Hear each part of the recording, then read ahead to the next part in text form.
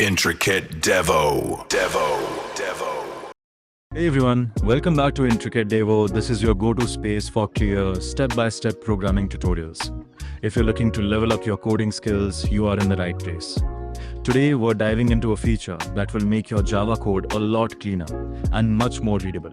If you've ever found yourself staring at a massive, messy wall of if-else-if statements, you know how chaotic things can get. That's exactly where the switch statement comes to the rescue. Let's break it down. Think of a switch statement like a high-speed sorting machine. Instead of checking every single condition one by one from top to bottom, the switch expression is evaluated just once. The program takes that single result and compares it against a list of different cases. When it finds a match, it jumps straight to that specific block of code and runs it. It's efficient, it's organized, and it's much easier on the eyes than a dozen if statements. Let's look at a classic example, identifying the day of the week based on a number. Imagine we have an integer variable named day, and we set its value to 4. When we pass that variable into our switch block, Java goes down the list. Is it 1? No. Is it 2? No. Is it 3? No. Is it 3? No. Is it 4? Yes, the program immediately executes the code assigned to case 4, printing Thursday to the console. Now, you might notice a specific word appearing at the end of every case, break. This is incredibly crucial. When Java hits a break, it essentially says, "My job is done here," and exits the switch block entirely.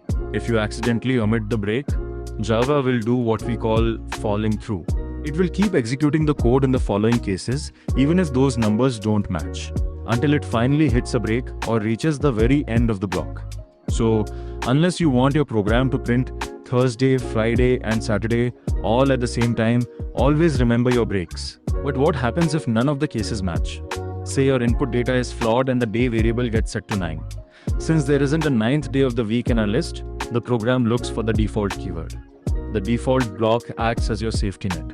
It's the fallback code that runs when no other match is found. In our code, it handles the unexpected input by printing "looking forward to the weekend." It ensures your program always runs smoothly, no matter what input it receives. And that is how you master the Java switch statement. It keeps your code clean, efficient, and direct. If this explanation helped clear things up for you, please hit that subscribe button and turn on notifications so you never miss a tutorial. Don't forget to share this video with your fellow developers and leave a comment below letting me know what Java topic you want us to simplify next. Thank you for watching Intricate Devo and happy coding.